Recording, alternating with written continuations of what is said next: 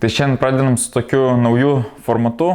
Jeigu patiks, tai aišku, padarysim ir daugiau. Galbūt iškart turit kažkokį norit išgirsti apie kažkokias temas, kaip susikurti kažkokį reklaminį įvaizdį, kaip pritraukti sponsorių. Gal norit kažkokį, kad pasikviesčiau svečią, jį pakalbinčiau, tai vienu žodžiu tiesiog parašykite apačioj ir pradedam šios dienos video. Tai šiandien turime du dalykus, apie ką norėčiau pakalbėti. Tai pirmas dalykas, aišku, kaip sekėsi Pro lygoje su 2.5 plyta. Ir antras dalykas, tai kokį automobilį pasirinkti kitam sezonui. Nes iš tikrųjų dar vis planas, koks ir buvo prieš porą mėnesių, toks ir liko. Tai tam reikia, aišku, išsirinkti ir lygą, ar važiuoti Pro, ar važiuoti Semi-Pro. Ir aišku, koks automobilis tam būtų tinkamiausias. Tai pirmą pradėkime nuo Pro lygos. Tad važiavam penktadienį treniruotės.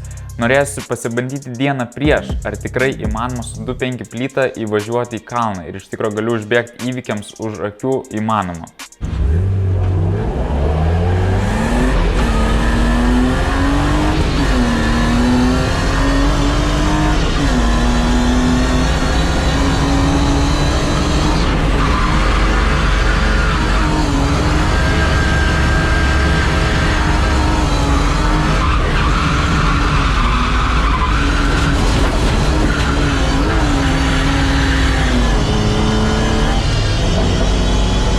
Atėjo šeštadienis, reikia viskas susikaupti ir išvažiuoti trasą normaliai. Tai iš tikrųjų, kas gailiausia, kad per treniruotės buvo tikrai gerų važiavimų, buvau susirinkęs ir visus klipingus, bet per kvalifikaciją truputį nepasisekė.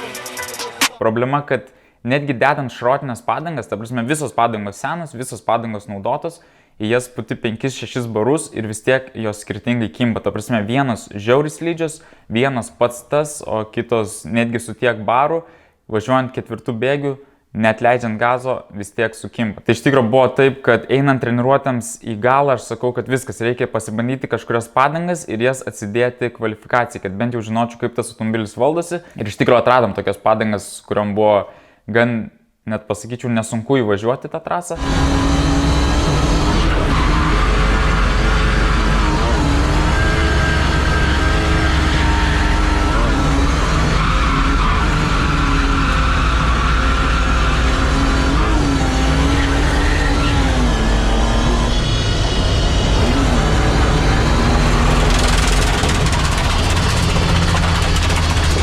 Bet aišku, naudotos padangos yra naudotos, paskutinį važiavimą jos atsilupo, tai padangų kvalifikacijų nebeturim.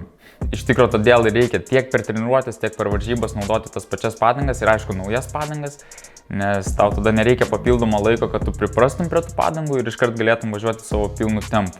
Tai kaip matote, treniruotės buvo tikrai geros ir atėjus kvalifikacijai tiesiog nesuvažiavau taip gerai, kaip galėjau. Iš tikrųjų, nežinau, kuris ranas buvo geresnis, pirmas ar antras.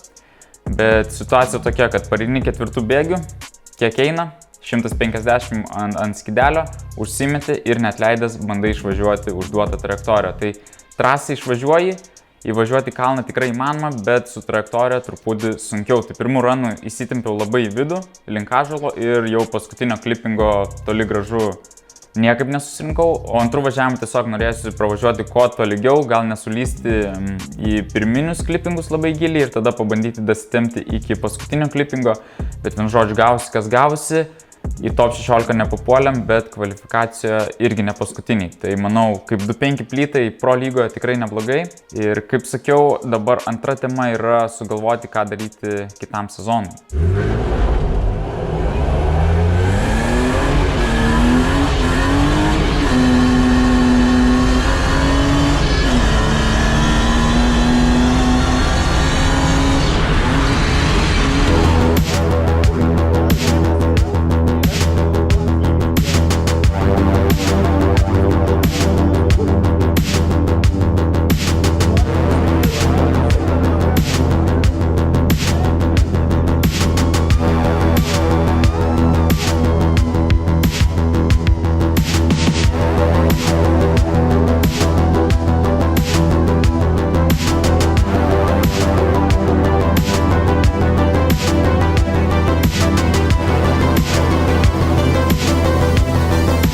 Tai iš tikrųjų ir jums toks klausimas, jeigu dabar galėtumėt pasirinkti ir konstruotumėt drift automobilį, tai koks būtų kėbulas ir koks būtų variklis. Tai iš tikrųjų įdomu išgirsti jūsų nuomonės, parašykite žemiau komentaruose ir dabar, aišku, aš pabandysiu irgi nuspręsti, ką daryti kitam sezonui. Tai visų pirma galime grįžti prie 30. Ko jam reikia dabar, tai tiesiog reikia sudėti body kitą, reikia nudažyti ir bus gražus, tvarkingas automobilis. Bet jeigu norėčiau su juo lėkti semi-pro ar pro, tai 2.5 plytos tikrai neužtenka, toks automobilis nebus konkurencingas ir tikrai dėl rezultato nepakovosi. Tai jeigu toliau investuoti į E30 ir jį ruošti varžyboms, tai reikia aišku daryti turbo motorą. Tai visam tam reiktų turbos, reiktų kompo, reiktų įsiurbimo viso, tarkim, IC ir vamzdyno, kolikas galėtų tas pats likti, reiktų išmetimo koliko, vien žodžiu, daug reikalų ir taip grubiai sakant, bent jau kokių 5000 eurų. Tada aišku, už manęs stovi dizelis, sakysit, kodėl su juo nelikiu, bet tarkim, jeigu lėkti su juo pro, vėl reikia daug investuoti, kad atsukti dar daugiau galios, nes, ta prasme, jeigu nori važiuoti dėl taškų, tikrai reikia galingo ir gero automobilio. Jeigu nori važiuoti for fun, tarkim, tai aš įrodžiu, kad ir su 2.5 plytą galima lėkti pro trasoj. Tai aišku, aš tikiuosi, kitiem metam čia gal bus daugumai motyvacija, nes šiuo metu visi kažkaip sulindė į semi-pro lygą, o automobilių turime tikrai galingų ten ir vairuoti iš tikrųjų yra irgi turintis skillsų, tai tiesiog, manau, galėtų būti daugiau pro lygoje dalyvaujančių. Kažkaip viską tiesiog reikia tolygiau išskirstyti, o dėl dizelio tai tiesiog konstruojant tu kiekvieną kartą išmoksti kažko naujo, tai tarkim vien toks body kitas nėra labai praktiška varžyboms, nes po kelių kontaktų viskas iš stiklo pluošto išsitaško ir tiesiog tu turi turėti labai didelį biudžetą kitom varžybom, kad susitvarkyti automobilį. Tai tiesiog reiktų naujo body kito, reiktų vėl iš naujo wrapinti. Tai kažkaip šiuo metu, kai aš turiu tą automobilį kur dar panaudoti, tai man jo neapsimoka daužyti ir paleisti varžybom. Tai dabar mintis yra tokia, kad tiesiog gal paimti automobilį ir jį paruošti varžyboms visiškai nuo nulio. Aišku, tam reikia nuspręsti, kokį automobilį rinktis ir aišku, taip pat reikia nemažo biudžeto. Ta prasme, darant nuo nulio, manau tikrai mažiausiai startui, kad kitais metais išvažiuotum, reikia kažkur 10 000 eurų. Aišku, galima ieškoti jau paruošto automobilio, bet kažkaip dar gyvenime neteko, kad nupirkčiau ir būtų viskas gerai. Reikia viską vis tiek perdaryti. Kaip ir jums sakiau, parašykite, kokį automobilį patys rinktumėtės. Ir aš dabar tokius realius variantus irgi esu atsidaręs. Tai pavyzdžiui, šiuo metu visai nebrangiai galima nupirkti EM6 M3 iš Amerikos. Aišku, vėl važiuoti su atmosferiniu. Kažkaip irgi būsi ant tos ribos, nebent lėkti semi-pro. Semi-pro būtum jau labai konkurencingas, pro būtum vienas silpnesnių.